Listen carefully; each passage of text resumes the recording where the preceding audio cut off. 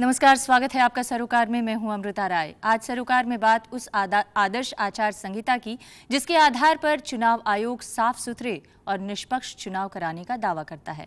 आम चुनाव की घोषणा हो चुकी है, चुनाव आयोग ने अंपायर की कुर्सी संभाल ली है और खेल के नियम आदर्श आचार संहिता के तौर पर लागू हो चुके हैं। चुनाव आयोग का दावा है कि साफ सुथरे चुनाव के लिए आदर्श आचार संहिता एक कारगर हथियार है और इसे इसी रूप में रहने देना चाहिए। लेकिन संसद की स्थायी समिति से लेकर कई और संस्थाओं और कमेटियों के द्वारा इस पर बार बार सवाल उठाए जाते रहे हैं। सवाल अब भी बरकरार हैं। एक तो ये कि एमसीसी यानी आदर्श आचार संहिता कब से लागू हो और दूसरा लुभावने वादे करने वालों को कैसे रोकेगा चुनाव आयोग। तो आज चर्चा इसी मुद्दे पर। और आज इस मुद्दे पर चर्चा करने के लिए हमारे साथ जो मेहमान हैं उनसे आपका परिचय कराते हैं। हमारे साथ हैं इंडियन एक्सप्रेस के लीगल एडिटर मनीष छिब्बर। मनीष, आपका स्वागत है। हमारे साथ हैं संजीर आलम जो कि असिस्टेंट प्रोफेसर हैं CSDS में, लोक नीति में भी हैं आप। मोहम्मद संजीर आलम साहब, आपका भी स्वागत है। हमारे साथ हर्ष पाठक हैं जो कि वकील हैं और इस इलेक्टोरल रिफॉर्म को लेकर जो एक लॉ मिनिस्ट्री की कमेटी बनाई गई थी उसके मेंबर रह चुके हैं। इसके अलावा हमारे साथ हैं KJ राव साहब जो कि फॉर्मर एडवाइज़र रह चुके हैं इलेक्शन कमीशन में, आपका भी स्वागत है। और हमारे साथ जगदीप छोकर साहब हैं जो कि ADR के एक तरह से कहें फाउंडर मेंबर हैं, आपका भी स्वागत है। और हमारे साथ एक और ख़ास मेहमान हैं सुरेंद्र कुमार मेहंदीरत्ता जो कि लीगल एडवाइज़र हैं इलेक्शन कमीशन में और इनकी सहमति से, इनके सुझाव पर ही तमाम तरह की आचार संहिता को अभी भी लागू किया जा रहा है चुनाव आयोग में। इन सब से अपनी चर्चा को आगे बढ़ाएं उससे पहले एक रिपोर्ट।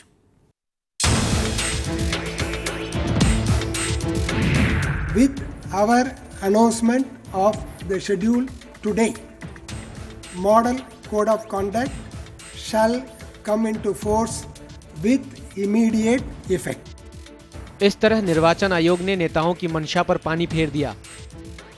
कुछ ही दिन पहले कांग्रेस महासचिव जनार्दन द्विवेदी ने आयोग को पत्र लिखकर ये मांग की थी कि आदर्श चुनाव आचार संहिता चुनाव कार्यक्रम की घोषणा की तारीख से नहीं बल्कि चुनाव की अधिसूचना जारी होने के साथ लागू हो।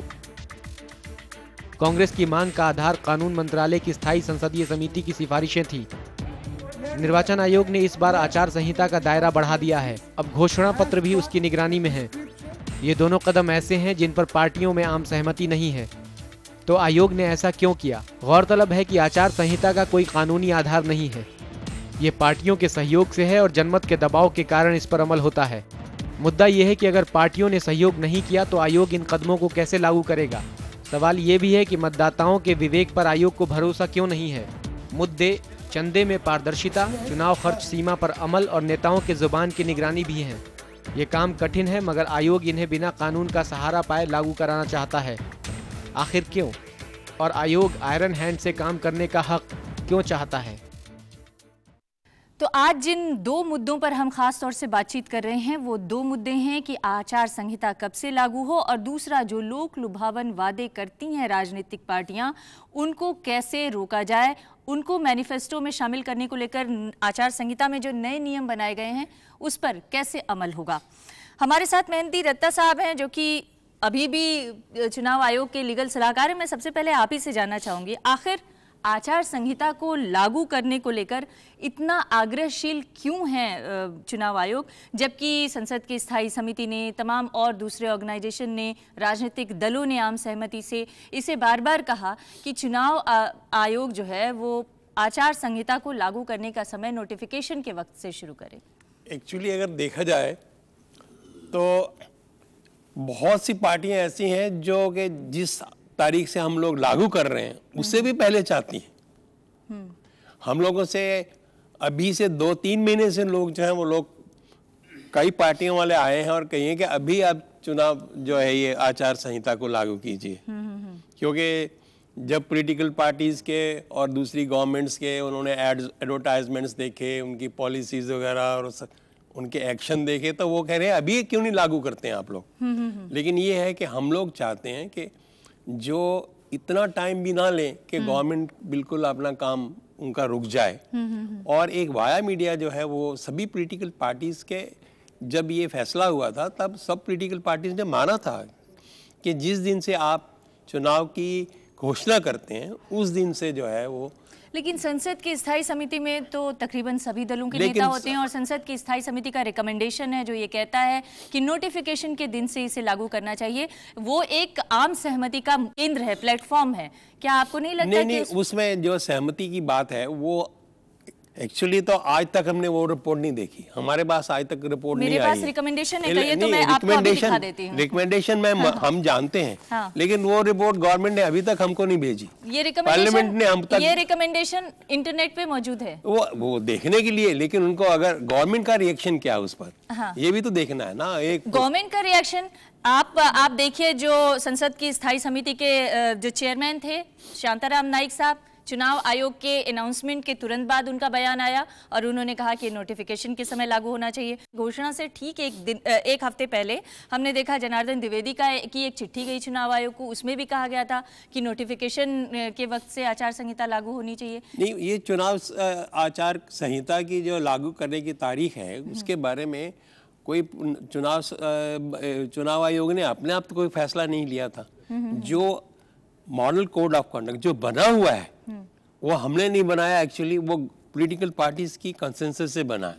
उसी में ही लिखा है from the date of announcement of the election schedule these things shall not be done. और वही चीज जब हमने सुप्रीम कोर्ट को, हाई कोर्ट्स के सामने रखी तो गवर्नमेंट, उन्होंने, सुप्रीम कोर्ट ने खुद कहा कि आप भाई जब आपके में इसी मॉडल कोड में ये लिखा हुआ है तो आपका क्या ख्याल है।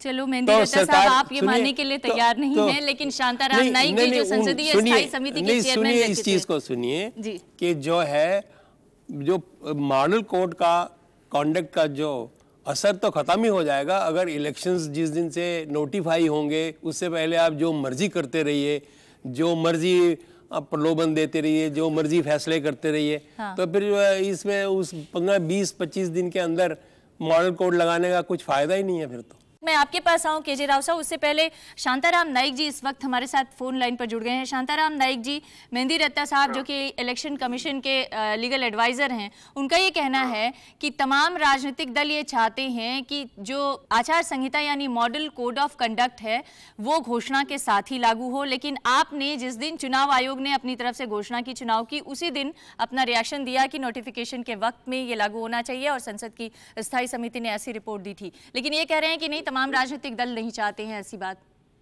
ये मुझे मालूम नहीं, सभी पार्टियों ने ऐसा मत दिया है, ये मुझे मालूम नहीं, लेकिन मेरे पार्टी ने कम से कम मुझे मालूम है कि उन्होंने इच्छा व्यक्त की है कि नोटिफिकेशन के बाद ही लागू होना चाहिए, इतना तो मुझे मालूम है। दूसरी बात है, मेरा ये कहना है कि जब इलेक्शन कमीशन ने सुप्रीम कोर्ट के निर्णय के अनुसार मैनिफेस्टो कोड ऑफ कंडक्ट में 3 पैराग्राफ ऐड कर दिए जो हाल ही में किए, एक 15 दिन पहले, हाँ, सुप्रीम के जजमेंट के अनुसार किए, उनको फॉलो किया। मेरा कहना कुछ नहीं है। अगर आप सुप्रीम कोर्ट के जजमेंट के अनुसार कोड ऑफ कंडक्ट चेंज करते हैं, पार्लियामेंट्री पैनल आपको रिपोर्ट देती है, ऑफिशियली वो पार्लियामेंट में प्रेजेंट किया जाता है, उसका कोई महत्व नहीं है। चुनाव आयोग क्यों नहीं इस पर रिपोर्ट पे बहस नहीं की, इस रिपोर्ट में चर्चा नहीं क्यों, क्योंकि शामिल क्यों नहीं किया। वो क्लियर कट पैराग्राफ है, आप देखिए। मतलब एक संविधान के एक संस्था का आदर करना और दूसरी संस्था, मतलब जो कानून बनाती है, उस संस्था का अनादर करना। लेकिन चुनाव आयोग के प्रतिनिधि तो ये कह रहे हैं कि दरअसल उन्हें तो संसदीय स्थायी समिति की कोई रिपोर्ट, कोई रिकमेंडेशन आज तक मिली ही नहीं है। वो संसद में जब देती है वो take note of its on website. हम उनके सर्कुलर हम वेबसाइट के देख के पढ़ते हैं जी। डिसाइड, मैं दूसरी बात बताऊं तो उनके जानकारी ले, उनका चुनाव कमीशन का सेक्रेटरी लीगल है, तो एक अधिकारी हमारे सामने आया था, उनको हमने बताया था, उनके सामने बताया था कि ये हमारा ओपिनियन है करके जी। उन्होंने कोई रिएक्शन नहीं दिया, वो अलग बात है। चलिए, आप ये कह रहे हैं कि तमाम संस्थाओं का, यहाँ तक कि संसद की स्थायी समिति के रिकमेंडेशन का भी चुनाव आयोग ने ख्याल नहीं किया, लेकिन क्या जो राजनीतिक दल हैं, मैं छोकर साहब आपको 1 मिनट में आपको, अभी हमने इस इलेक्शन से पहले ये 4 फरवरी को भी हमने सब पॉलिटिकल पार्टीज की मीटिंग करी थी। उसमें भी किसी ने ये नहीं कहा कि आप इसको इस मॉडल कोड को आप तभी लागू करिए जबकि आप नोटिफाई कर रहे हैं। ठीक है, मैं मानता हूँ एक पार्टी ने हमको लिखा है, लेकिन बाकी सब पार्टियों ने तो हमने कभी नहीं लिखा। तो ये क्या केवल कांग्रेस का आग्रह था? शांताराम नाइक जी, सिर्फ कांग्रेस का ये आग्रह था? मतलब वही तो पूछता हूँ मैं, बाकी लोगों का मालूम नहीं, सिर्फ इनका कहना है। तो आप रिकॉर्ड में लाइए कि सिर्फ कांग्रेस पार्टी ने कहा है और किसी ने नहीं कहा, ये बताइए।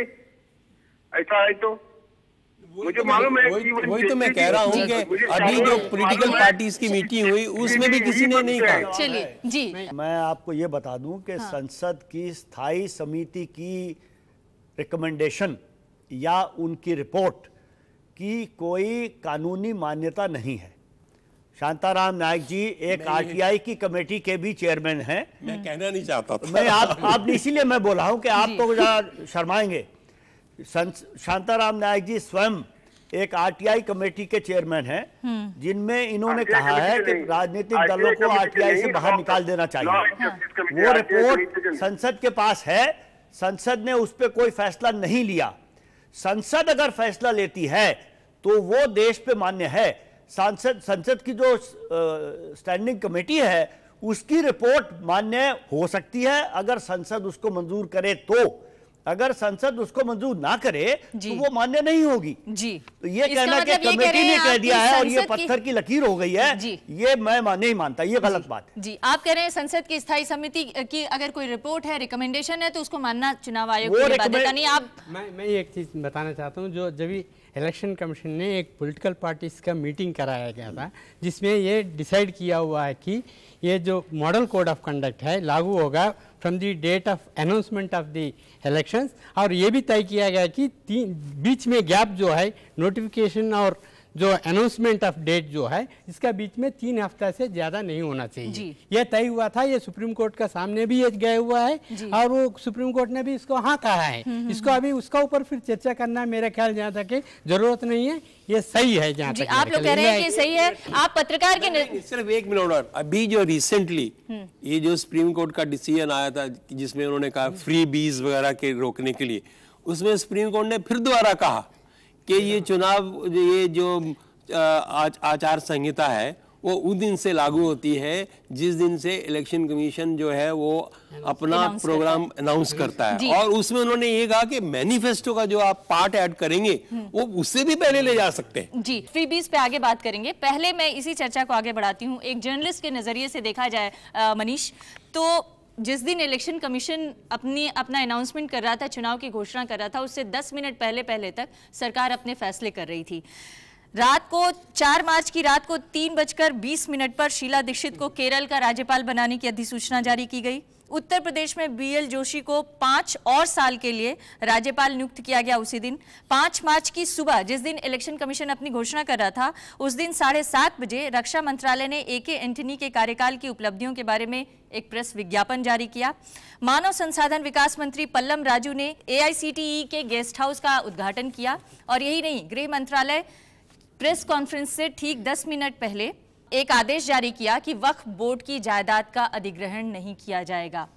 ये हड़बड़ी थी एक तरह से कहें हम सरकार को। क्या सरकार उन तमाम मर्यादाओं का पालन करी, और क्या इस तरह की घोषणाएं जल्दी जल्दी कर देने से जनता का विश्वास वो ज्यादा हासिल कर लेगी क्या? देखिए, जो राजनेता हैं इनको तो लगता है कि जनता बेवकूफ़ है, हम आखिरी समय पे जनता को कुछ ऐसे प्रलोभन देंगे और ये यहाँ बैठे हैं और सब एक्सेप्ट करेंगे। ऐसा नहीं होता है, लेकिन इन लोगों को रोका भी नहीं जा सकता है क्योंकि यही डेमोक्रेसी है, ये एंड तक जो मर्जी करते रहे। तो मॉडल कोड ऑफ कंडक्ट जो कि इन लोगों की मर्जी से ही लाया गया था, उसकी सबसे बड़ी जो मेरे ख्याल से खूबसूरती है वो ये है कि एक तो सब राजनीतिक पार्टियां, कांग्रेस इंक्लूडेड, जिसमें नाइक साहब जिसके मेंबर हैं, इन लोगों ने उस बात को माना है। और जो एक वेस्टफुल एक्सपेंडिचर होता है, क्या देखते हैं हम लोग कि आप लोगों ने भी देखा होगा पिछले 1 साल से 6 महीने से सडनली एडवर्टाइजमेंट्स आ गई हैं, जगह जगह एक बड़े बड़े विज्ञापन आ गए हैं। काम सरकार कर रही है। सोनिया गांधी की पार्टी गवर्नमेंट में है, सोनिया गांधी गवर्नमेंट में नहीं है, उनकी तस्वीर लगी है, राहुल गांधी की तस्वीर लगी है, मोदी जी के विज्ञापन आ रहे हैं, अब मोदी जी गुजरात में चीफ मिनिस्टर है, दिल्ली में नहीं है, विज्ञापन दिल्ली में चल रहे हैं, तो एक वेस्टफुल एक्सपेंडिचर है। उस चीज़ को रोकने के लिए अब जो राजनेता है वो तो मेरे ख्याल से आप वो तो हर कोशिश करेंगे हर चीज़ में अपना फ़ायदा देखने की। तो ये एक मॉडल कोड ऑफ कंडक्ट एक तरह से एक लाइन, लक्ष्मण रेखा है जिसमें उनको रोका हुआ है। जाट रिजर्वेशन हुआ, सुबह 6 बजे तक लॉ मिनिस्ट्री के जो ऑफिसर्स हैं वो बैठे रहे और जाट रिजर्वेशन पे ऑर्डर फाइनलाइज हो रहा है, नोटिफिकेशन कर रहा है। क्यों? क्योंकि एक दिन पहले सबको पता चल गया था कि कल सुबह इलेक्शन कमीशन अनाउंस कर रहा है। तो आप देखिए 6-5 साल थे आपके पास, आप जो मर्जी करना चाहते करिए। अब आखिरी एक हफ्ते में या कुछ घंटों में क्यों जागते? ये नोटिफिकेशन की हड़बड़ी क्यों, इस पर हम और भी आगे बात करेंगे, चर्चा करेंगे। शांताराम नाइक साहब, उम्मीद है कि आप हमारे साथ बने होंगे। एक ब्रेक के लिए रुकते हैं, ब्रेक के बाद ये भी चर्चा करेंगे कि आखिर आचार संहिता की जो वैधानिक स्थिति है वो क्या है इस समय देश में।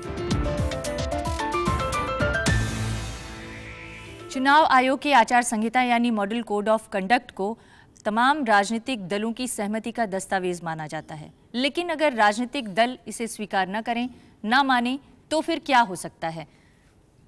चोकर साहब, क्या हो सकता है? एक तो ये असली उसमें कानून नहीं है, it is not the law of the land, लेकिन ये मॉडल कोड ऑफ कंडक्ट भी है और मॉरल कोड ऑफ कंडक्ट भी है। राजनीतिक दलों ने अपनी मर्जी से इलेक्शन कमीशन के सामने बैठ के आपस में एक दूसरे से माना है कि हम ये करेंगे। अच्छा, इसलिए इसका कोई कानूनी प्रावधान नहीं है। बहुत से राजनीतिक दल वक्तन फौक्तन ये कहते रहते हैं इसको कानून बना दो। कानून बनाने का नुकसान ये होगा कि जब इसकी कोई वायलेशन हुई आप कोर्ट में मुकदमा दायर कर दीजिए।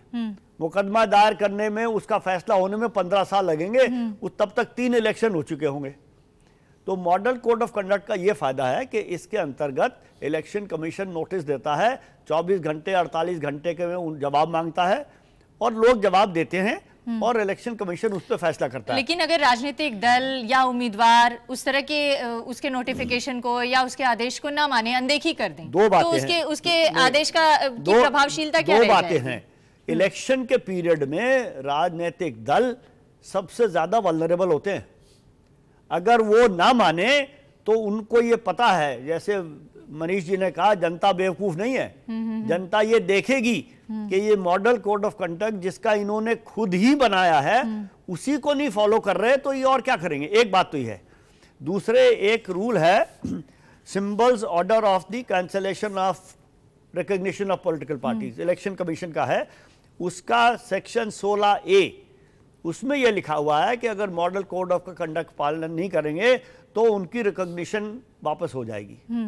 तो एक उस पे पनिशमेंट भी है, लेकिन इलेक्शन कमीशन को आज तक वो करने की जरूरत नहीं पड़ी है। यही मैं पूछने जा रही थी, अगला सवाल कि जो पनिशमेंट का प्रावधान है, क्या इतने दिनों में आज तक कभी इलेक्शन कमीशन ने इसे एक्सरसाइज किया है? एक्सरसाइज करने की जरूरत नहीं पड़ी। हाँ। क्योंकि model of code of conduct अपनी एग्जिस्टिंग सिचुएशन में बहुत कारगर है। आप कह रहे हैं कि मॉडल कोड ऑफ कंडक्ट बहुत कारगर है। मैं आपको शामिल करना चाहूंगी आलम साहब, क्या वाकई मॉडल कोड ऑफ कंडक्ट इतना कारगर है? क्योंकि अगर किसी भी जनता से पूछिए या राजनीतिक दल के किसी प्रतिनिधि से आप ऑफ द रिकॉर्ड बात कीजिए, वो बताएंगे कि दरअसल ये जो मॉडल कोड ऑफ कंडक्ट है इसका कैसे खुले आम सबकी सहमति से, मैं ये नहीं कह रही हूँ कि कोई एक, सबकी सहमति से इसमें तमाम ऐसी चीजें हैं जिसकी अनदेखी की जाती है। देखिए, 2 चीजें हैं इसमें। एक तो ये है कि मॉडल कोड ऑफ कंडक्ट जो है ये पॉलिटिकल पार्टीज पर काफ़ी प्रेशर डालती है कि वो कैसे बिहेव करें, तो उसका कुछ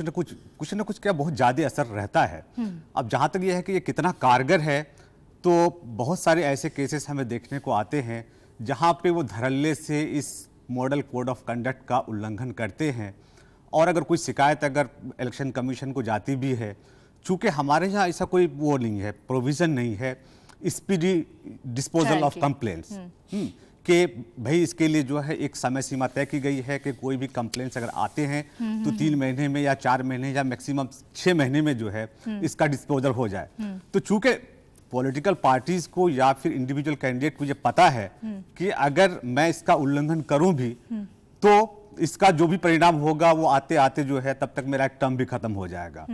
तो इस वजह से जो है वो मेरे ख्याल से उसका उल्लंघन करते हैं। जी, लेकिन मैं आपको शामिल करना चाहूंगी हर्ष जी। एक मिनट, ये मैं इनसे बात, देखिए आपने तो 3 महीने की बात करी, हम तो 3 दिन भी नहीं लगाते। ज्यादा नहीं रखते। अगर हम ये कहते हैं कि 24 घंटे में जवाब दीजिए तो 23 घंटे में जवाब आता है, और 24 घंटे में तो हमारा इलेक्शन कमीशन का फैसला भी आ जाता है। 24 घंटे में इसी वजह से तो हम लोग नहीं चाहते कि लेकिन मेहंदी रत्ता साहब, हेट स्पीचेस के मामले में खुलेआम हमने देखा है कि जो जाता है जो मर्जी बोल के चला आता है, आप लोग नोटिस देते हैं, वो ज्यादा से ज्यादा आके माफी मांग लेता है, फिर जाके वही बात कहता है। पिछले इसका जवाब दूं, वो इसलिए होता है क्योंकि देखिए जो इलेक्शन कमीशन है ये एक मॉरल कोड ऑफ कंडक्ट है, इसकी कोई स्टैट्यूटरी बैकिंग नहीं है इलेक्शन कमीशन। लेकिन जब इलेक्शन कमीशन को हेट स्पीच करता है, डिलीवर करता है, इलेक्शन कमीशन उसको नोटिस देता है, तो ये एक लार्जर मैसेज जाता है जनता को कि देखिए ये फलां फलां लीडर है, इन्होंने फलां फलां जगह पे इस कम्युनिटी या इस रिलीजन के बारे में कुछ गलत कहा। और जनता जो है ना वो मेरा ये मानना है, लेकिन मनीष आपको ये भी समझना पड़ेगा कि जो पॉलिटिकल पार्टीज के नेता हैं वो जिस जनता को जिस कॉन्स्टिट्यूएंसी में प्रभावित करना चाहते हैं वहां प्रभावित वो कर लेते हैं, भले ही देश के दूसरे हिस्से में उसका अलग असर हो। मैं एक छोटा सा एग्जांपल, वो उस कॉन्स्टिट्यूएंसी में प्रभावित कर लेते हैं। लेकिन अब कोई एक पॉलिटिकल पार्टी ले लीजिए जो राज्य में यूपी में है, वो एक सेक्शन को अगर खुश करने के लिए एक जगह पे कुछ कहती है तो बाकी स्टेट में उसका क्या इफेक्ट होता है, अब पॉलिटिकल पार्टीज इस बात को भी समझती है। लेकिन जो क्षेत्रीय दल हैं वो क्यों माने इस तरह की चीजों को? इसीलिए जैसे ही इलेक्शन कमीशन का नोटिस जाता है, पिछले लोकसभा चुनाव में वरुण गांधी का जो हेट स्पीच था, आप हमको ये बताएं कि उस पर फैसला आते आते कितने दिन लगे? क्या पूरा टर्म खत्म नहीं हो गया? उसमें मैं आपको बताऊं, आपने ये क्वेश्चन रेज किया है, क्वेश्चन रेज किया ना। सुनिए, आपने वरुण गांधी के केस की बात करी। वरुण गांधी का केस में जो अपना डिसीजन दिया और जो एक्शन लिया वो 3 दिन में था, 3 या 4 दिन में हुआ। लेकिन वो जो कोर्ट में मामला गया वो आज 5-6 साल से भी नहीं फैसला हुआ। मैं इशारा उधर इसी वजह से तो हम लोग तो चाहते हैं कि टारगेट नहीं कर रहा था। मेरे ख्याल से ऐसी व्यवस्था होनी चाहिए। आप हमारे जो है ना इसी चीज को सपोर्ट कर रहे हैं, मॉडल कोर्ट को सपोर्ट कर रहे हैं आप कि 3 दिन में हमने फैसला दिया, उसने माफी मांगी, पॉलिटिकल पार्टी ने कहा कि हम भी इसको माफी मांगते हैं, लेकिन जो है उसके बाद में जो केस फाइल हुआ वो अभी तक फैसला नहीं। और दूसरा, आपने सलमान खुर्शीद साहब का एक एग्जांपल दिया। पिछले यूपी इलेक्शन में उनकी मिसेज इलेक्शन लड़ रही थी, सलमान खुर्शीद साहब ने वो जो रिजर्वेशन को लेकर स्टेटमेंट दिया और उनकी मैडम जमानत जब्त हो गई। किसका कमाल है? और फिर जनता देखती है। नहीं, एक चीज हमारे पास कोड ऑफ कंडक्ट की नैतिक वैल्यू समझती है राजनीतिक दल। मैं चाहती हूँ शांताराम नाइक साहब इस पे जवाब दें। हाँ। उसका बहुत असर होता है, जैसे क्योंकि सारा फ्रंट पेज में आ जाता है कि फलाना आदमी को नोटिस इश्यू किया गया है। हाँ। उससे पब्लिक को बहुत अवेयरनेस है आजकल पब्लिक को। हाँ। इससे बहुत असर पड़ता है, क्योंकि ये जो 16 ये जो है सिंबल ऑर्डर की बात जो कह रहे हैं वो एक ब्रह्मास्त्र है। हाँ। अगर एक दफा उसको प्रयोग कर देंगे ना फिर बाद में मुश्किल हो जाए। लेकिन आज तक कोई एग्जाम्पल क्यों नहीं सेट किया? मैं चाहती हूँ कि राजनीतिक दल के प्रतिनिधि कम से कम इस पर अपनी राय रखें। नाइक साहब। हाँ, देखिए मैं 2-3 मुद्दे पर जरा अनइंटरप्टेड मुझे बोलने दीजिए। ये 5-10 मिनट में मुझे मौका नहीं मिला। पहली बार है तो पैनल की मेंबरों में एक गलतफहमी है कि ये कोड ऑफ कंडक्ट जो है वॉलंटरी है, और इसलिए गलतफहमी हुई है कि चुनाव आयोग ही खुद कहता रहा था, सालों से कहता रहा कि ये कोड ऑफ कंडक्ट वॉलंटरी है। लेकिन मैं बताता हूँ उसमें 8 पारा है, हर एक para is covered by some section of the law और other, it is not voluntary. Even election commission was saying some years back it was voluntary. I pointed out to them in the meeting that you are saying it's voluntary, it is wrong. Number one. See, if election commission is of the opinion that panel reports are not relevant for them, they are not binding on them, I can understand. Not relevant of them, and they have not taken cognizance of that, even when it is tabled before a parliament. It is something which is shocking. जी. Secondly, para 16A of symbols order जो उन्होंने लगाया कहते कि if though any person violating the code of conduct, the registration of that party will be cancelled. ये पारा 16A add करने का अधिकार जो संसद का है, तो चुनाव आयोग को एक आदेश के अनुसार लगाने का किसने अधिकार दिया? ये सवाल है, legal question. I respect election commission and I want election commission to be stronger. पर इलेक्शन कमीशन इतनी गलतियां करती है कि आदर नहीं होगा फिर. जी, गलत कह रहे हैं. रजिस्ट्रेशन डीरजिस्ट्रेशन की बात ही कहाँ नहीं है रूल में. एक्चुअली क्या है कि उस पैराग्राफ 16A की जो बात हो रही है उसमें हमने सिर्फ रिकॉग्नाइज जो पॉलिटिकल पार्टीज हैं जिनको रिकॉग्निशन इलेक्शन कमीशन देती है, तो उसमें अगर कहा है कि अगर आप मॉडल कोड को भी लागू नहीं करते और या कोई लॉफुल डायरेक्शन जो दी गई है उसके लिए नहीं, तो हम आपकी जो मान्यता है रजिस्ट्रेशन की बात नहीं कर रहे. रजिस्ट्रेशन तो पार्टी रहेगी क्योंकि उसमें सुप्रीम कोर्ट ने कहा कि एक दफा पार्टी रजिस्ट्रेशन के बाद में इलेक्शन कमीशन को डी रजिस्टर नहीं कर सकती. लेकिन रिकॉग्निशन तो हमने दी है, एक पर्टिकुलर उनकी परफॉर्मेंस पर दी है, और अगर उसी परफॉर्मेंस के बेसिस पर हम ये देखते हैं कि ये तो बिल्कुल ही मतलब इनको किसी चीज़ की परवाह नहीं है, तो उसमें रिकॉग्निशन पर हम कुछ ना कुछ रिस्ट्रिक्शंस लगा सकते हैं. लेकिन जैसे कि सभी बात चल रही है, अभी कोई ऐसा मौका ऐसा नहीं आया कि हम लोग उसको ब्रह्मास्त्र को. मैं हर्ष को शामिल करना चाहती हूँ. बहुत देर से वो बहुत धैर्य से सुन रहे हैं हमें. स्थगित कर सकते हैं या वापस ले सकते हैं, दो चीज है उसमें. स्थगित भी कर सकते हैं, ऐसे बात नहीं है. रिकॉग्निशन को सस्पेंड और डी रजिस्ट्रेशन नहीं हो सकता है, बट ओनली दैट वन. जी हर्ष, आप इस पूरी चर्चा को सुन रहे हैं, उसमें दो महत्वपूर्ण बात है. एक तो ये है कि कानूनी वैधता है कि नहीं है इस मॉडल कोड ऑफ कंडक्ट को, और दूसरा जो मॉडल कोड ऑफ कंडक्ट को मोरल कोड ऑफ कंडक्ट बनाने की बात बार बार कही जा रही है, क्योंकि उसका एक नैतिक दबाव रहता है राजनीतिक दलों पर, और जनता भी मीडिया के जरिए या दूसरे और सूचनाओं के जरिए एक दबाव रखती है. क्या इसका वाकई हमारे चुनाव पर असर हो पा रहा है? बहुत शॉर्ट में अगर हम इसको पीछे देखें कि ये कोई ऐसा फिनोमिना नहीं है जो एक मैजिक बॉक्स से निकला हो और कुछ दिनों में डेवलप हो गया हो. जहाँ तक मेरा नॉलेज है और जो मेरी अंडरस्टैंडिंग है कि 1960 में केरल के स्टेट से स्टार्ट हुआ और उसके 40-50 सालों में ये यहाँ तक पहुँचा है, और of course with the intervention of the fourth state press लोगों तक इसकी जानकारी पहुँची, और 1990 के बाद से इसने काफ़ी लोगों पर प्रभाव डालना शुरू किया. तो एक moral code of conduct, model code of conduct and its impact of the election is obvious, वो तो दिखाई पड़ रहा है. रही बात उसकी लीगल सेंटिटी की, तो सिंस मेरा कैविएट यहाँ आने का लाइसेंस आपने मुझे बड़ा कम दिया था कि मैं एक मेंबर था एक इलेक्टोरल रिफॉर्म्स कमेटी में, तो मुझे इतनी स्पीच की फ्रीडम नहीं थी कि मैं पिच कर सकूँ. तो दो पॉइंट मैं रखना चाहूँगा.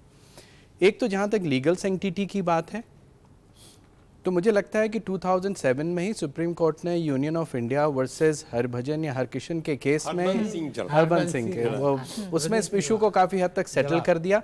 और अगर हमें इस चीज़ को समझना है कि शायद मॉडल कोड ऑफ कंडक्ट को कोई लीगल सेंटिटी नहीं है, तो शायद ये एक परसेप्शन सही नहीं होगा, क्योंकि गोलकनाथ ने कहा है 142 to 144 gives enormous power to the Supreme Court, and Supreme Court has given a very clear cut, no ambiguity in the judgment, and says कि model code of conduct notification जैसे ही लोगों के ऑफिशियली डॉक्यूमेंट में आने से पहले press के माध्यम से पब्लिसाइज हो जाता है, जैसे ही लोगों की नॉलेज में आ जाता है, इट केम इनटू इफेक्ट. तो I think matter closes down there.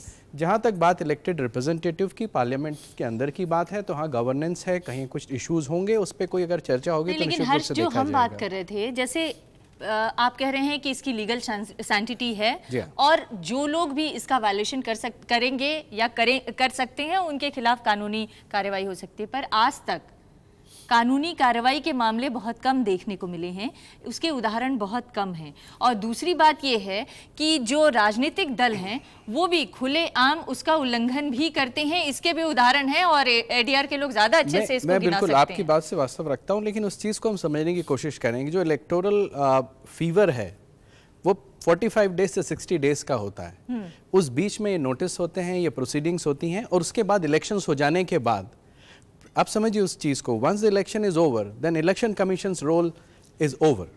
उसके बाद फिर सामान्य जो न्यायिक प्रक्रिया है, representation of people's act 1951 IPC के प्रोविजंस हैं, इलेक्शन पिटीशंस जाती हैं और उन सब चीज़ों में इन चीज़ों को लिखा जाता है, कोर्ट इनका संज्ञान लेता है, कई लोगों का डिस्क्वालिफिकेशन भी होता है।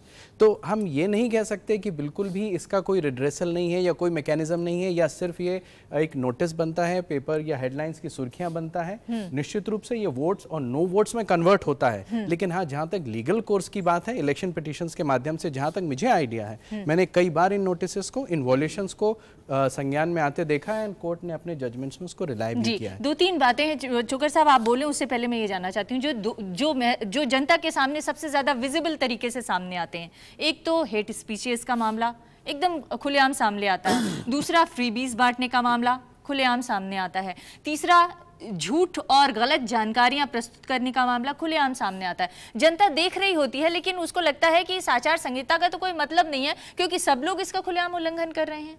देखिए, मैं आपकी बात का जवाब थोड़ा सा घुमा के दूंगा जान के। अगर इसका कोई असर ना होता तो राजनीतिक दल इससे इतने परेशान क्यों होते?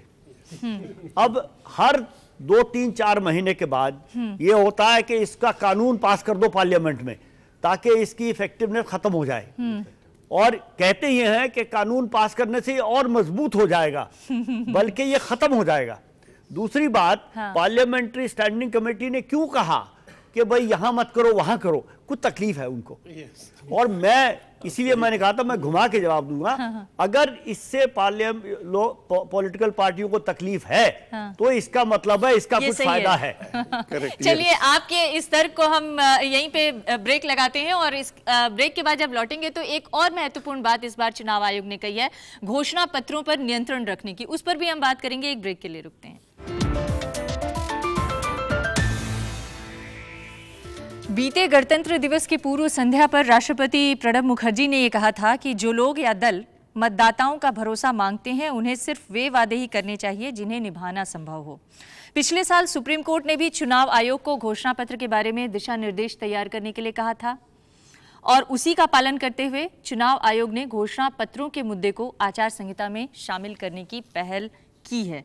लेकिन इस पूरे विमर्श में सवाल एक बहुत बड़ा है और वो सवाल ये है कि क्या मतदाताओं के विवेक पर इसे नहीं छोड़ना चाहिए, क्योंकि मतदाता भी जानते और समझते हैं कि क्या राजनीतिक दल कितने लुभावने वादे कर रहे हैं और क्या पूरा कर सकते हैं, क्या नहीं कर सकते। एक्चुअली इसी जो मतदाताओं के विवेक को और ज्यादा जागरूक करने के लिए, उनको और इफेक्टिव करने के लिए ये जो मॉडल कोड की जो गाइडेंस या गाइडलाइंस जो इशू करी है इसी के लिए है।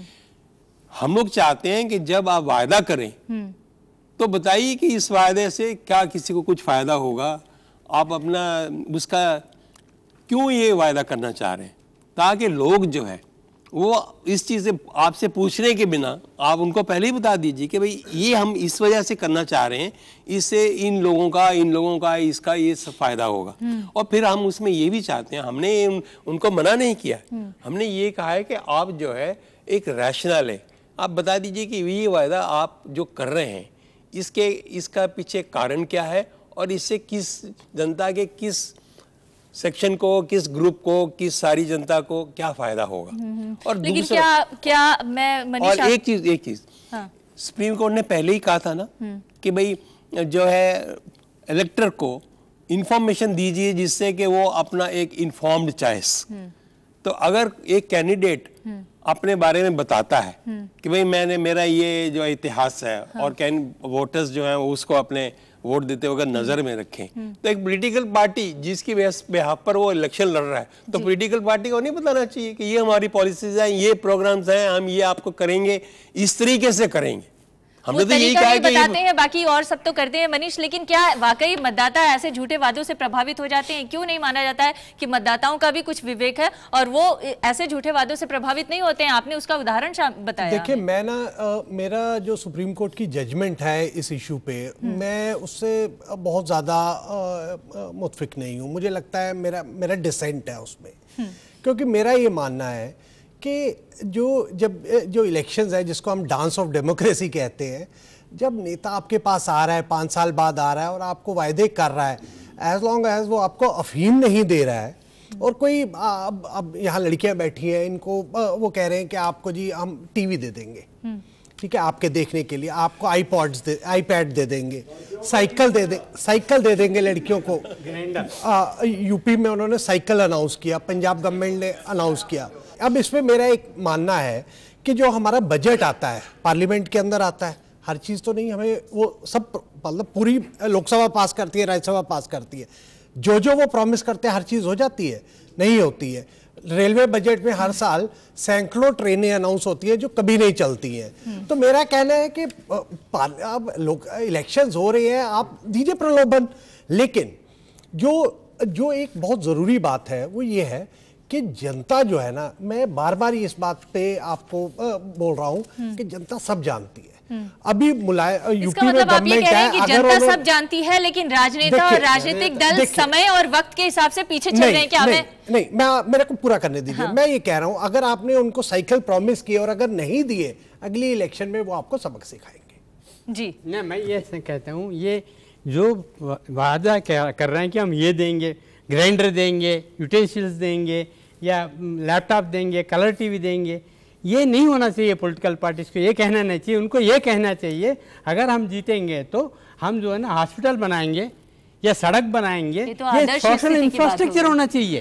क्या सुनिए ना, पहले ये होता था, आजकल तो कॉर्पोरेट हो गया। हॉस्पिटल में आप जाइए, हॉस्पिटल कितना गवर्नमेंट हॉस्पिटल्स है, कितना प्राइवेट हॉस्पिटल दीजिए, इनका ऊपर कोई पॉलिटिकल पार्टी जान दे रहे हैं? सिमिलरली कोई भी चीज देखिएगा आप, बिहार देखिए, यूपी में देखिए, सड़कें हैं और स्कूल्स देखिए उनका हाल क्या है। अब कॉर्पोरेट हॉस्पिटल स्कूल्स बन रहे हैं। बड़े मुद्दों से ध्यान भटकाने के लिए छोटे छोटे लुभावने वादे करते हैं। एक और सवाल मैं आपसे आप ही से पूछ लेती हूँ, ये जो घोषणा पत्रों पे चेक और बैलेंस करने के लिए ये आचार संहिता में डाला गया है, एक्चुअली जिन लोगों ने अपने घोषणा पत्र जारी कर दिए हैं ऐसे लुभावने वादों के साथ, और जो जारी करने वाले हैं वो अगर इस बात को नहीं मानते, चुनाव आयोग की इस सिफारिश को, इस सलाह को नहीं मानते, तो उसके खिलाफ क्या होगा? नहीं, उस केस में जैसे हम लोग बाकी मॉडल कोड के बारे में एक्शन लेते हैं, अगर कोई हमको ऐसी शिकायत मिलेगी या हमको देखेंगे कि बिल्कुल ही जो हमारी गाइडलाइंस को वायलेट बिल्कुल ही ओपनली फॉलोआउट किया है, तो उस वक्त जैसे मॉडल कोड में केसेस में एक्शन लेते हैं, इस पर भी लिया जा सकता है।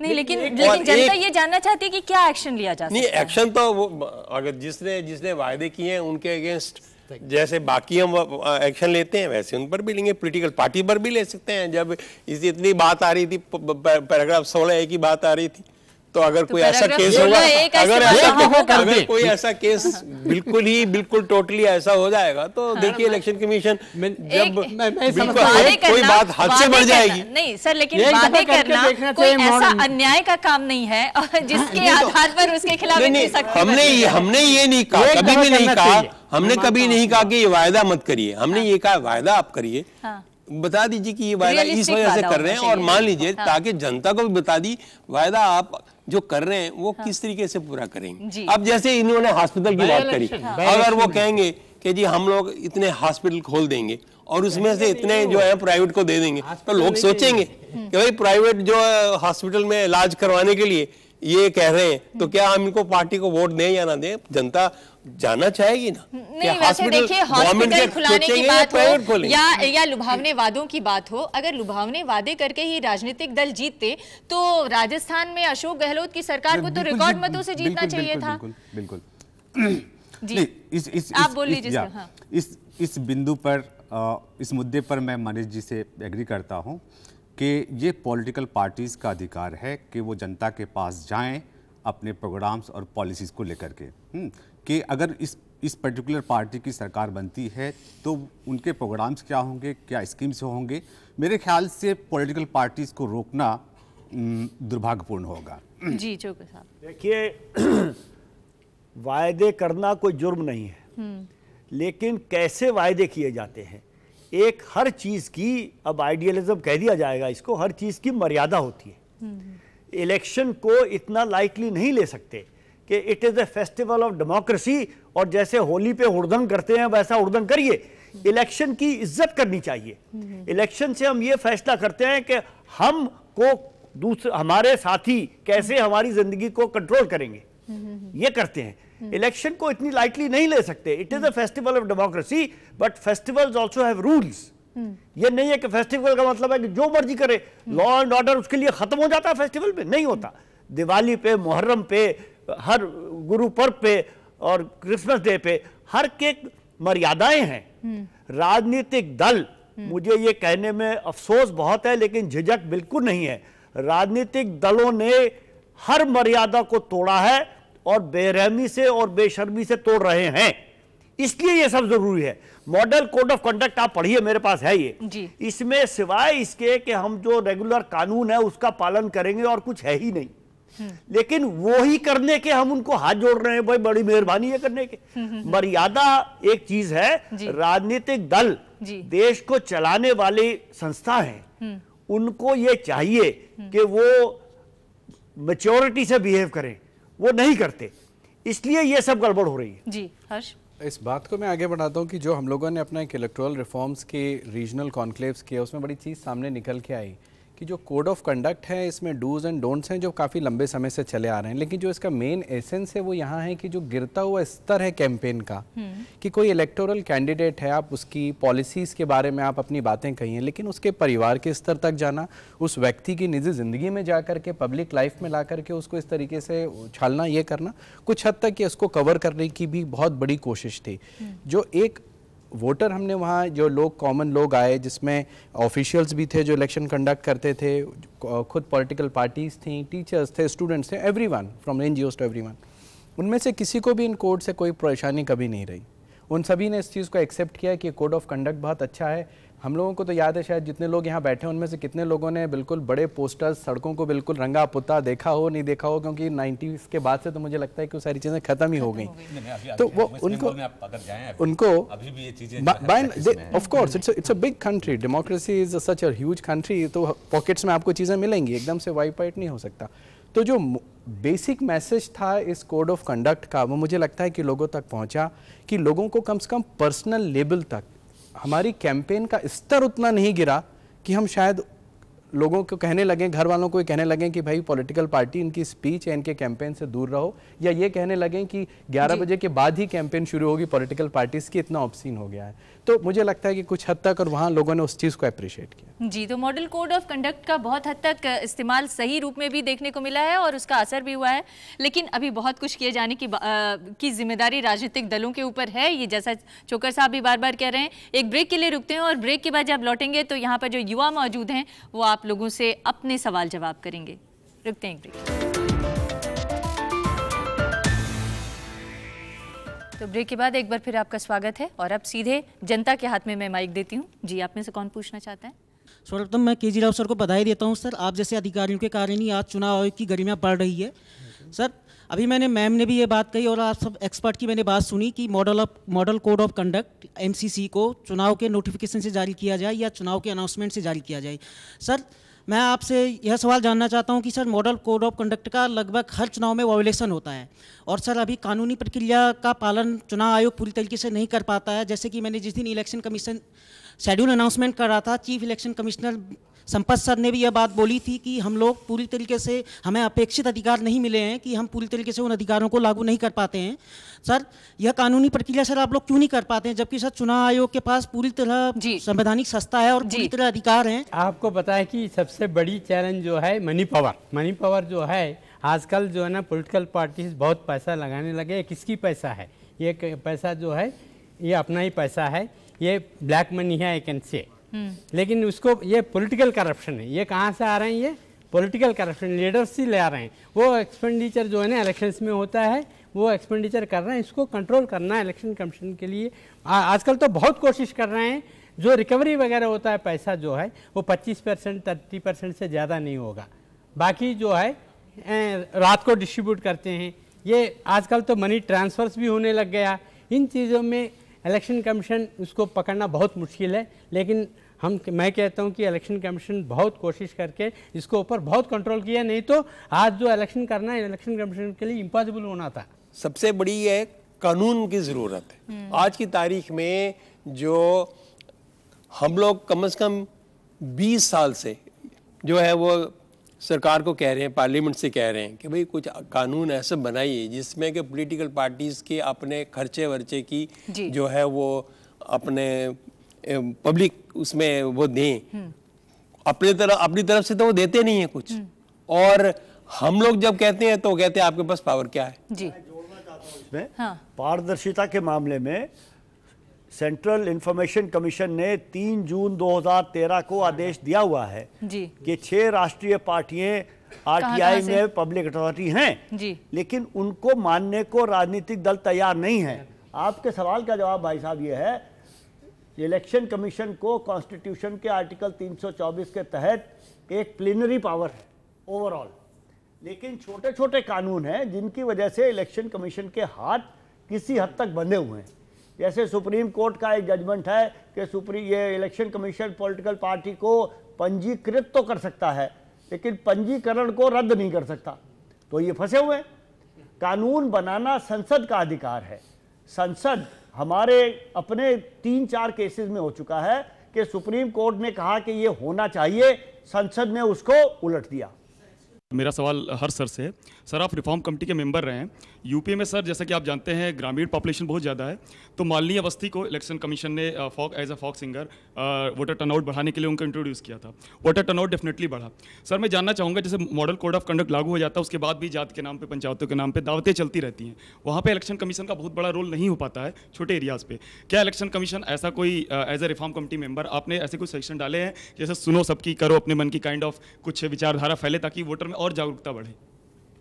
काफ़ी अच्छा आपका क्वेश्चन है, क्योंकि देखिए जो इस तरीके से कैंपेन है उसको सरोगेटेड कैंपेन कहा जाता है, जिसमें पॉलिटिकल पार्टीज़ डायरेक्टली तो सामने नहीं आती हैं लेकिन डिफरेंट इवेंट्स के थ्रू उसको करती हैं।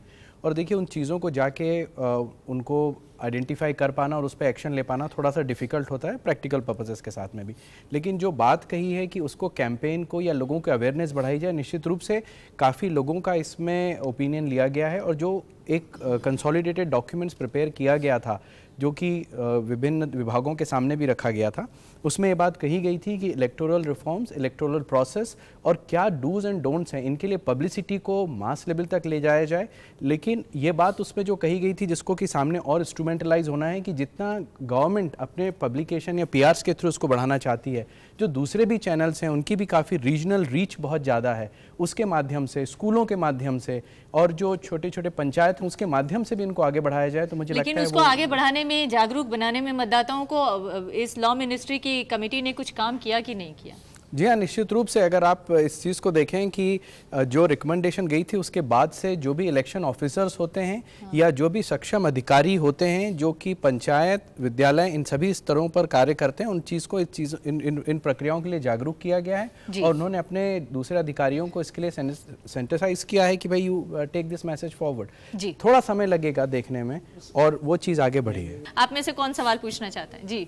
मॉडल कोड ऑफ कंडक्ट लागू होने के बाद भी हमने देखा कि ग्रामीण क्षेत्र में इन सब चीज़ों को अप्लाई नहीं कर पाते हैं आप लोग, बहुत कम अप्लाई होता है। सबसे ज़्यादा धज्जियाँ ग्रामीण क्षेत्र में ही अप्लाई की जाती हैं। और जैसे सर ने अभी बोला है कि इलेक्शन कमीशन को ऐसे पावर नहीं दी गई, तो सर इसका मतलब तो इलेक्शन कमीशन नेताओं की कठपुतली हो गया है। जैसा वो करेंगे तो उस चीज़ का तो कोई मतलब ही नहीं है ना सर। डेमोक्रेसी में किसी भी एक संस्था को, चाहे वो इलेक्शन कमीशन क्यों ना हो, चाहे वो राष्ट्रपति क्यों ना हो, चाहे वो कैबिनेट क्यों ना हो, किसी भी, चाहे वो जुडिशरी क्यों ना हो, किसी भी एक संस्था को पूरे अधिकार नहीं दिए जाने चाहिए और नहीं दिए जा सकते। चेक्स एंड बैलेंसेस रहते हैं।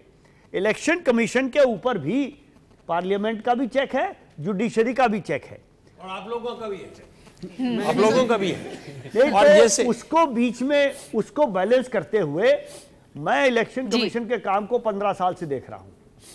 हम भी इनसे नाराज रहते हैं, मेहंदी रत्ता साहब से तो खासतौर पे नाराज रहते हैं, लेकिन इलेक्शन कमीशन अपनी पावर्स को स्ट्रेच कर रहा है, उनकी पावर को स्ट्रेच करवाने की कोशिश कर रहे हैं, उनके साथ काम कर रहा है। जी, अब हमारे पास वक्त की बहुत कमी रह गई, लेकिन समझ आ गया कि कम से कम छोटा बाई इलेक्शन जब भी होगा तब जरूर मेरे ख्याल में इलेक्शन कमीशन को ये जो है ना, इनकी पावर जो है ना एक पार्टी के ऊपर दिखाना ज़रूरी हो गया, क्योंकि आगे आगे धीरे धीरे जाके कहीं मुसीबत ना हो जाए। जो होगा होगा, मुझे पता है मिंदर रत्ता विल अपोज मी, लेकिन ज़रूरी हो गया कि अभी बड़ा इलेक्शन में करना मुश्किल है, छोटा इलेक्शन में कर दें तो मेरे ख्याल में वो पॉलिटिकल पार्टीज को एक वार्निंग होगा। एक मिनट वाला एक अंडर उसको वाला एक अंडर जो है ना उनको वो करने को एक्शन लेने के लिए। जनता कितनी दुखी है पॉलिटिकल पार्टी से, ये समझ में आ रहा है। मनीष, आप कुछ कह रहे हैं? मेरा ये मानना है कि आप बहुत ज़्यादा पावर का आपको दी हुई है, लेकिन इसका ये मतलब नहीं है कि आप बिना वजह उसका इस्तेमाल करिए। मॉडल कोड ऑफ कंडक्ट की जो ब्यूटी है, जो इसकी खासियत है, वो यही है कि ये सब पॉलिटिकल पार्टीज पे एक फोर्स नैतिकता के नियम, नैतिकता है। और इसी वजह से जब राहुल गांधी, नरेंद्र मोदी जैसे लोगों को, जो बड़े नेता हैं, इन लोगों को नोटिस होता है, सर के बल ये भागे दौड़े आते हैं इलेक्शन कमीशन में, आके माफी मांगते हैं। और जनता जो जनार्दन है, जो जब वो सब देखती है, और जब वोट डालने की बारी आती है, ये सब चीजें वो कंसिडरेशन में लाती है। मेरे पास सिर्फ 2 सवाल पूछने का वक्त है, एक आप और एक आप पूछेंगे। मैं उन्होंने एक सवाल उठाया था कि गांव में हम लोग कुछ नहीं कर लें। ये बात सही नहीं है। हमारी जो इलेक्शंस के पीरियड में हमारे जो ऑब्जर्वर्स और ये सब घूमते हैं, अगर कहीं कुछ देखते हैं गलत, उसका पूरा फैसला। मैं आपको एक चीज बताऊं, एक दफा हमारे ऑब्जर्वर किसी गांव में गए और उन्होंने देखा कि यहाँ शादी हो रही है और बड़े खाना वाना बिक। उन्होंने देखा कि भाई दूल्हा कौन है, दुल्हन कौन है, ना दूल्हा है ना दुल्हन है। ये राव साहब ही थे दूल्हा वहां। चलिए मैं अपने युवाओं से कुछ और सवाल ले लेते हैं, उसमें भी आपका जवाब आ जाएगा। मेरा नाम खजान पांडे है। हाँ। मेरा क्वेश्चन जो है मेहंदी रत्ता साहब से है। मेहंदी रत्ता साहब, आपने देखा होगा कि चुनाव के टाइम में जो पार्टीज होती हैं वो स्पेशल कम्युनिटी या रिलीजन को टारगेट करके उनके लिए डिक्लेरेशन देती है अपना, और उनसे वायदे करती है। तो ये जो चीज़ होती है, ये जातिवाद को बढ़ावा देती है। तो ये कहाँ तक सही है और इसके बारे में चुनाव आयोग क्या कर रहा है? देखिए, हमारे जो है, हम कोई भी नहीं चाहता कि जातिवाद को बढ़ावा दिया जाए। कॉन्स्टिट्यूशन में भी इस चीज़ पर प्रोहिबिशन है, लॉज में भी इस चीज़ पर प्रोहिबिशन है, मॉडल कोड पर भी इस चीज़ में प्रोहिबिशन है। तो इस वजह से अगर कोई ऐसी चीज़, कोई जैसे अभी बात चल रही थी कि भाई किसी ने जाके एक कॉन्स्टिट्यूंसी में किसी के बारे में कहा कि इनको ये खास हम रिजर्वेशन देंगे, तो इन्होंने अभी उसका जिक्र किया था कि उसका असर ये हुआ कि उनकी सिक्योरिटी तक जब्त हो गई जी। तो इसलिए वो इस वजह से कि हमने इमीडिएटली टाइमली एक्शन लिया, उन मिनिस्टर साहब से एक्सप्लेनेशन मांगी, उन्होंने जवाब दिया, सारी दुनिया को पता चला कि उन्होंने जवाब दिया, और उसका असर ये हुआ। मेरा प्रश्न केजरीवाल सर से है। छोटा छोटा सवाल पूछिए। Yes ma'am. जो रैलियाँ होती है उसमें 400 करोड़ 300 करोड़ खर्ची होती है, वो तो चुनाव आयोग नोटिस भेजती है, लेकिन उसके साथ होती है कि 20 ट्रेन रिजर्व करके सभी गांव में बस भेजी जाती है, उसका खर्च क्यों नहीं जोड़ी जाती? जी, अच्छा सवाल है। एक दो और सवाल कोई पूछना चाहता है, आप सब भी पूछ लीजिए। क्या इलेक्शन कमीशन ऐसी रिस्पॉन्सिबिलिटी नहीं ले सकता कि हर ये आचार संहिता लागू होने के बाद वो किसी भी पार्टी उस कॉन्स्टिट्यूएंसी में उस पुरानी पार्टी का स्टैटिस्टिक्स रिवील करे कि आपका ये जो था, जिसने लास्ट 5 साल पहले ये वादे किए थे, इन्होंने इतने पूरे किए, इतना इनको सेंटर ने खर्चा दिया था, इन्होंने इतना खर्चा किया है। सो इस टाइप की कोई स्टैटिस्टिक्स रिवील नहीं की जा सकती वोटर्स को और अवेयर कराने के लिए? जी, एक और सवाल कोई पूछना चाहता है, वो भी पूछ लीजिए। सर, ग्रामीण क्षेत्रों में भ्रांति फैला दी जाती है कि आप किस दल को वोट दे रहे हैं ये पता चल जाएगा, तो आप इसके लिए क्या कर रहे हैं? आप जो कह रहे हैं नोटिस देते हैं या जो भी प्रचार करते हैं वो इलेक्ट्रॉनिक मीडिया या प्रिंट मीडिया के माध्यम से होता है, जो सिर्फ नगरों तक सीमित रहता है। मेरे गांव के आसपास 4 किलोमीटर तक सड़कें नहीं है, न्यूज़पेपर तो आता ही नहीं है, इलेक्ट्रिसिटी भी अभी कुछ दिन पहले आई है, इसके लिए आप क्या कर रहे हैं? मैं आप ही के सवाल का जवाब देता हूँ। देखिए, गांव, ये ठीक बात आपने कही कि कई जगह जहाँ अभी बिजली पानी कम है या जो मीडिया है वो बहुत कम है, लेकिन मुझे लगता है बाई एंड लार्ज अब जो जागरूकता है बहुत ज़्यादा हो गई है, लोग समझते हैं इस बात को। अगर किसी रिमोट कॉर्नर में भी, हिमाचल में कई एरियाज है जहाँ 2-2 दिन ट्रैक करके जाती है पोलिंग पार्टीज, आप लोगों ने देखा होगा, पढ़ा होगा, तो वहाँ पे भी लोगों को पता है हमारे राइट्स क्या हैं, और जब नेता उनके पास वोट मांगने आते हैं तो वो उनसे सवाल जरूर करते हैं। मुझे कहने में तो कोई शर्म नहीं है कि भाई हमारे कानून में इतनी खामियां हैं जिनकी वजह से हम लोग, हमारे हाथ बंधे हुए हैं। आज की तारीख में लॉ, जो आज का लॉ, वो ये कहता है कि एक कैंडिडेट जो है, जो इलेक्शन लड़ रहा है, वो तो एक पर्टिकुलर लिमिट से ज़्यादा खर्च नहीं कर सकता, लेकिन पॉलिटिकल पार्टी की खर्च कर लिए कोई सीमा नहीं है।